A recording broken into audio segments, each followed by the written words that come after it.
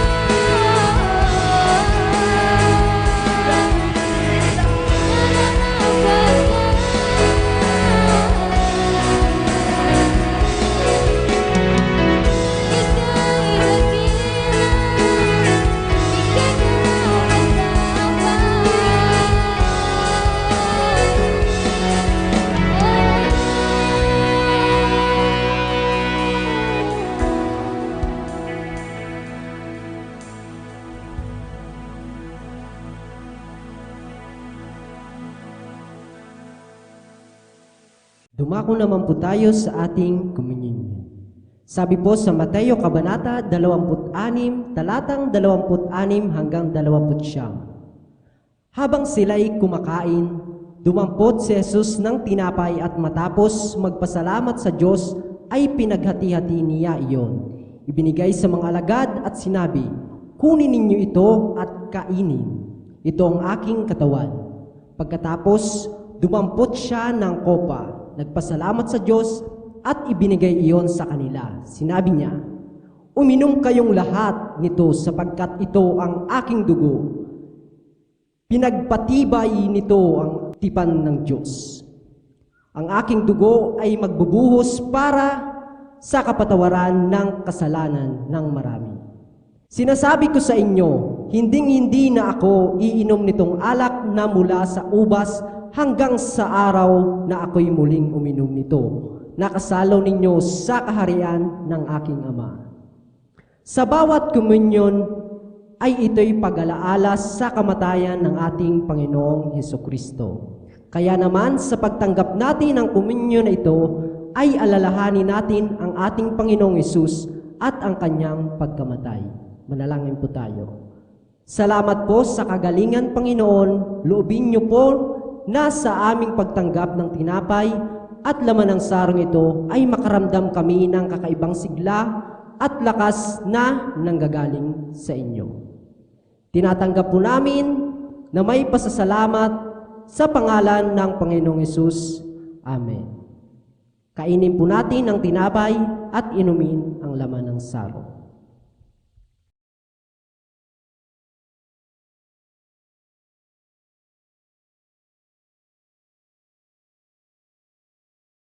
Dumako naman po tayo sa pagbibigay. Sabi po sa John 3 verse 16, "Sapagkat gayon na lamang ang pag-ibig ng Diyos sa sanlibutan, na ibinigay niya ang kanyang bugtong na anak, upang ang sinumang sumampalataya ay hindi mapahamak, kundi magkaroon ng buhay na walang hanggan." Pansinin po natin ang talatang binasa ko. Di po ba grabe ang pagmamahal ng Diyos sa atin? To the point na isinakripisyo niya ang buhay ng kanyang nag-iisang anak just to show His love towards us. Kaya naman kapatid, what is 10% compare sa buhay na isinakripisyo ng Diyos para ikaw at ako ay maligtas at mapatawad sa ating nagawang kasalanan? Kapatid, kung talagang mahal mo ang ating Diyos, hindi ka maghihinayang na magbigay. Dahil kung tutuusin, ang Diyos po ang unang nagbigay sa atin. At kung totoong mahal mo ang Panginoon, magagawa mo ring magsakripisyo tulad ng ginawa ng ating Diyos na pagsakripisyo para sa atin. Kapatid, kung totoong mahalaga sa iyo ang Panginoon, magagawa mo ring ibigay sa Kanya ang isa sa mahalagang bagay na iniingatan mo, ang iyong pananalapi. Palagi po nating pakatatandaan na hindi after si Lord sa iyong salapi, kundi after si Lord sa iyong pagsunod. Sige po, tayo pong lahat ay magbigay sa ating Diyos na buhay. Maaari ninyo pong ipadala ang inyong mga tithes and offerings sa mga account numbers na makikita ninyo sa inyong mga screen. Maraming salamat po and God bless.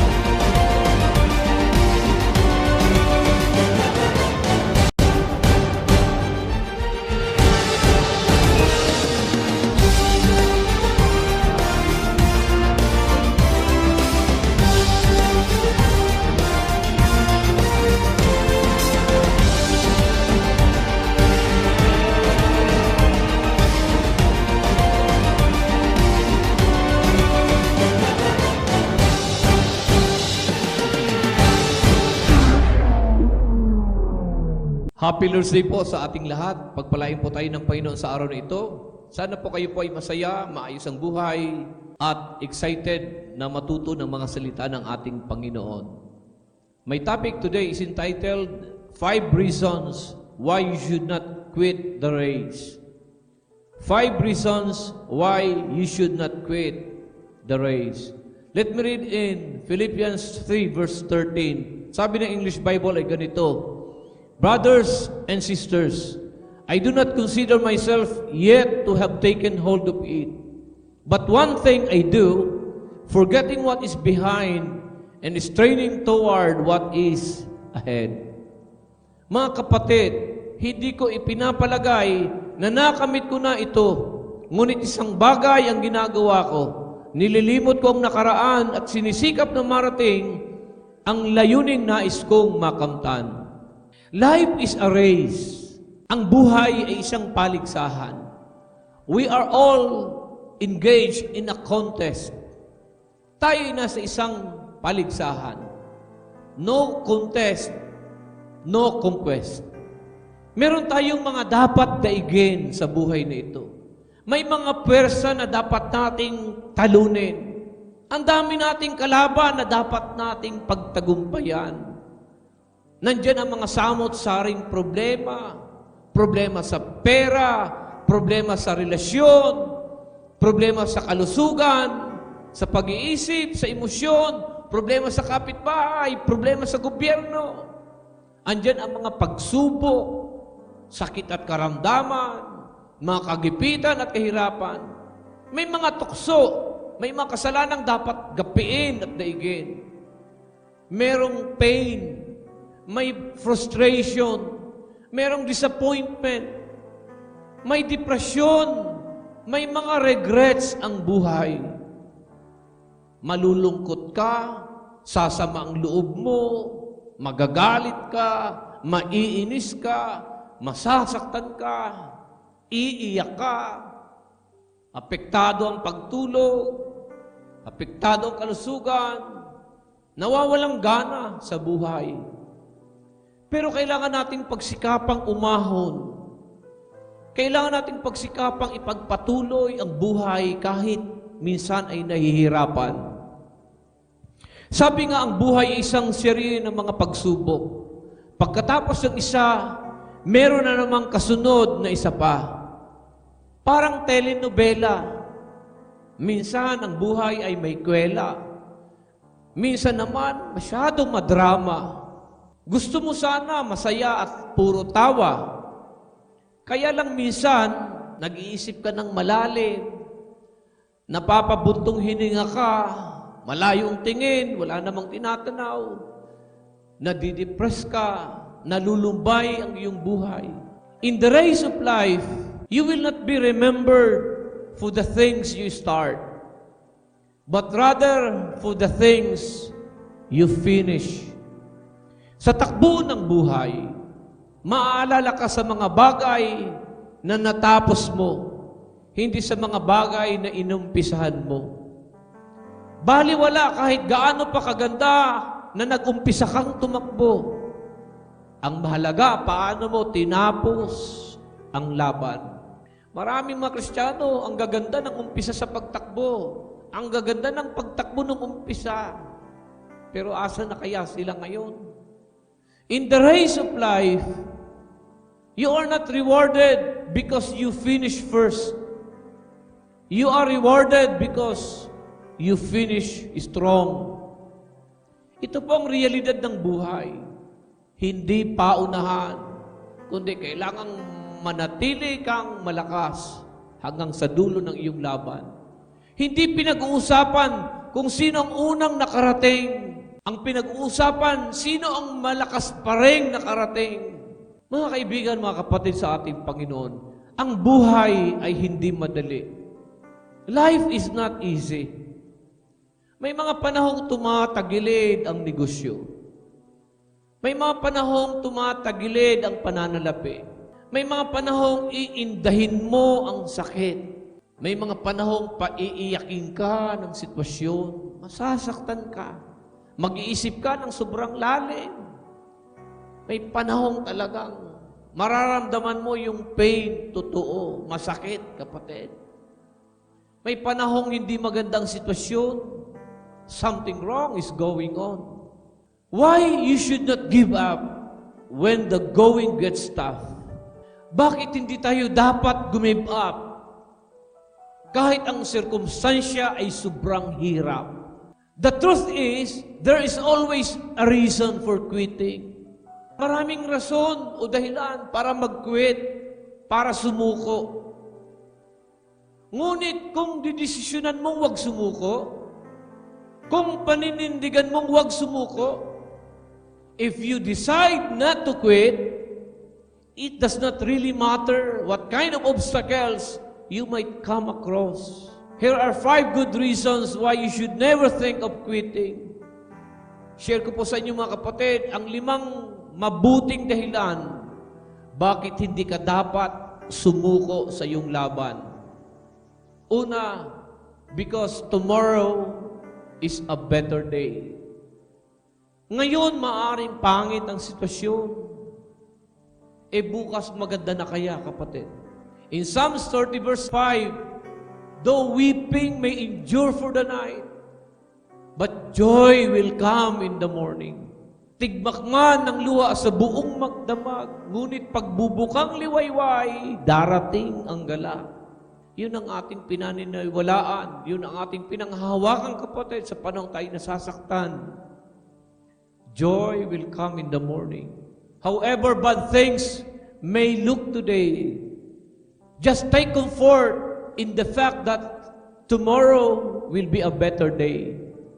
Kahit sobrang hirap, sobrang sakit ng pinagdadaanan mo ngayon, ng ginawa ng iyong kapwa ngayon, anticipate na bukas, bubuti din ang sitwasyon.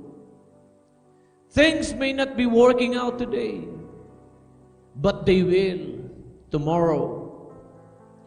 Just trust in the Lord with all your heart and lean not on your own understanding.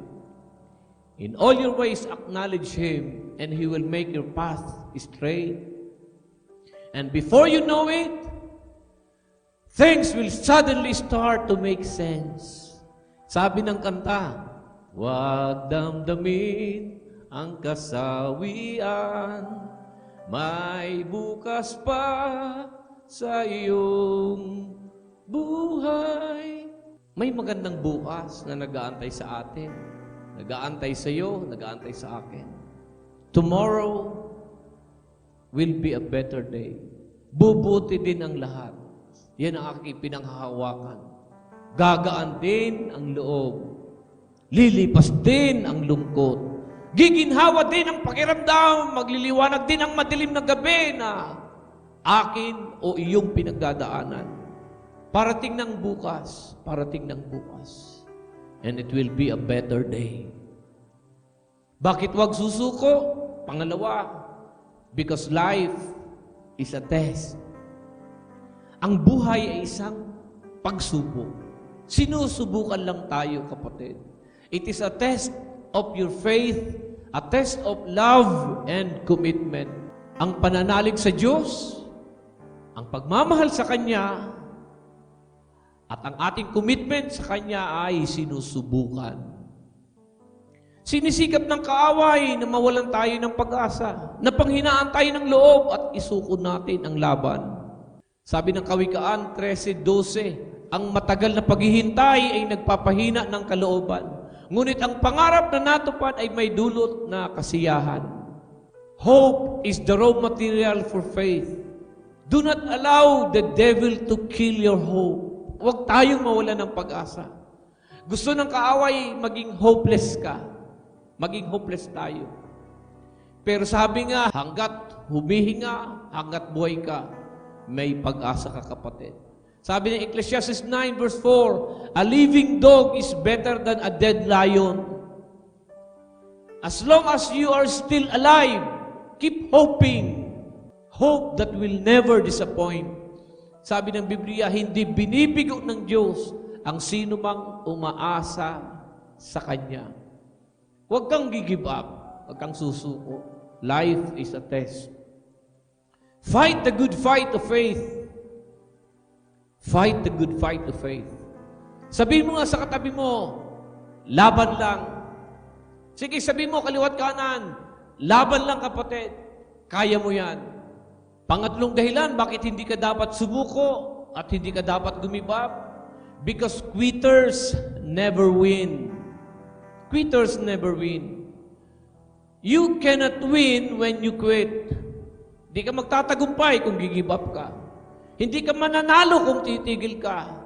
Hindi ka mananalo kung hihinto ka at tatalikod ka. Napansin niyo po ba sa armor o baluti ng isang kawal ng pakikipagdigma na nabanggit sa aklat ng Efeso? Doon sa armor, sa aklat ng Efeso, may tinatawag na helmet of salvation. Merong shield of faith. Merong belt of truth. Merong breastplate of righteousness. May feet being shod with the preparation of the gospel of peace. Mapapansin, may takip o baluti sa harapan, sa ulo, sa harapan, ngunit walang baluti na nakatakip sa gawing likuran. Bakit? Kasi hindi ka didisenyo ng Panginoon para tumakbo at tumalikod sa laban. Hindi ka dinisenyo ng Diyos para sumuko sa laban, tumalikod at umatras sa laban. Kung lalaban ka, lumabang ka. Huwag kang susuko sa anumang pagsubok. Itong aking hamon sa iyo, kapatid, itong aking payo. Umiyak ka kung gusto mong umiyak. Humagulhol ka kung gusto mong humagulhol. Masaktan ka na kung nasaktan ka. Lumuhod ka kung gusto mong lumuhod. Dumapa ka kung gusto mong dumapa. Sabihin mo na sa Diyos ang mga pain mo, ang mga sugat na natamo mo. Pero huwag kang susuko. Huwag kang susuko. Ituloy mo para sa Diyos. Ituloy mo ang laban para sa iyo, para sa mga anak mo, para sa pamilya mo. Huwag kang susuko. Quitters never win. Pang-apat na dahilan, bakit di tayo dapat give up? Because there are people who are counting on you. There are people who are counting on you. May mga taong umaasa sa iyo. May mga taong nakatingala sa iyo. May mga taong humuhugot ng lakas mula din sa iyo. Kapag ikaw ay nagtagumpay, nahihikayat silang magtagumpay din. At lumaban din gaya ng paglaban mo sa buhay. Kapag ikaw ay nagpatalo, sumuko, masasaktan sila, apektado sila, kapatid. Nakatingin sa iyo ang mga taong yan. Nakatingin sa iyo mga kasama mo, kapamilya mo, ka-churchmate mo. Ang mga mahal mo sa buhay, nakatingin sa iyo, they are counting on you. They are looking up to you. Yung mga na-win mo, yung mga na-invite mo, yung mga nakakakilala sa iyo na alam nila, ikay Kristiyano, naglilingkod sa ating Panginoon, umaasa sila na lalaban ka at magtatagumpay ka. Alam nila ang pinagdadaanan mo, kapatid. And you become a testimony when they see you fighting the good fight of faith. Nagiging authentic ang pananalig mo, ang faith mo. At yun ay isang inspirasyon sa kanila. There are people who look up to you. Isipin mo naman sila, kapatid. Paano kung magkikwit ka? Paano kung susuko ka at give up ka? What will happen to them? They will be hurt and they will be affected. Certainly, they will be hurt. Opo, some people are blessings, others are lessons. Be strong in the race of life. Be a good finisher. You will not be remembered for the things you start, but rather for the things you finish. And the best part is, in the Christian race, you are not rewarded because you finish first. You are rewarded because you finish strong. Magpakatatag tayo, kapatid. Sabi ni Biblia, be strong in the Lord and in the power of His might. Not your might, not my might, but by the power of His might. Sa Kanya tayo dependent, mga kapatid. Laban lang kasama ang ating Panginoon. Panglimang dahilan, bakit di ka dapat give up at tumalikod? Because He will never leave you. He will never leave you. What makes storms easier to overcome is not how sturdy the boat is, but the fact that Jesus is riding with us. Kasama natin ang Diyos. Kasama natin ating Panginoon sa journey na ito ng ating buhay. What the disciples didn't understand when Jesus was sleeping in their boat was there was no way a storm would kill them as long as Christ was with them. Kapag alam mong kasama mo ang Panginoon, walang dapat ipangamba, walang dapat ikatakot, dahil hindi papayag ang Panginoon na malunod ka at mapahama ka. The next time you feel like the storms of life are too much, just remember this: Christ in us, the hope of glory. Ang ating pag-asa, kasama natin ang ating Panginoon. Colossians 1:27, Hebrews 13 verse 5, and He has promised that He will never leave us and He will never forsake us. Pinangako na ng Panginoon na kailanman hindi tayo iiwan at hindi tayo pababayaan. May kasama tayo, kapatid, sa laban ng buhay. Kasama natin ang Diyos. Kasama mo siya sa pinagdadaanan mo ngayon. Kasama ko siya sa pinagdadaanan ko ngayon. Sa ating lahat, kasama natin ang ating Panginoon. Bakit di tayo dapat give up sa 5 kadahilanan ito? Huwag tayong give up because tomorrow is a better day. Gaganda rin ang sitwasyon bukas. Because life is a test. Ipasa natin ang pagsubok na ito. Magtatagumpay tayo sa pagsubok na ito. Because quitters never win. Kapatid, champion ka, overcomer ka. Ang mga champion, di sumusuko sa laban. Tuloy lang, kapatid, tuloy lang ang laban. Because there are people who look up to you. May mga taong nakatingin sa iyo, umaasa sa iyo. Inspirasyon ka ng kanilang buhay. Keep going on. Kailangan kanila, kapatid. Magtagumpay ka, magtatagumpay din sila. Pang-5 dahilan, bakit di tayo dapat sumuko? Because He will never leave us. He will never leave you. Hindi tayo iiwan ng Panginoon. Committed na si Lord sa atin. Hindi tayo iiwan, hindi tayo pababayaan. Dagdagan ko pang-6, because the grace of God is sufficient. The grace of God is sufficient for you and for me. We are backed up by heaven's resources.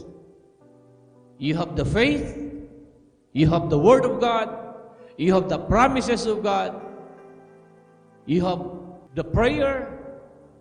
Kasama natin ang presensya niya, kasama natin ang provision niya, kasama natin ang kapangyarihan niya.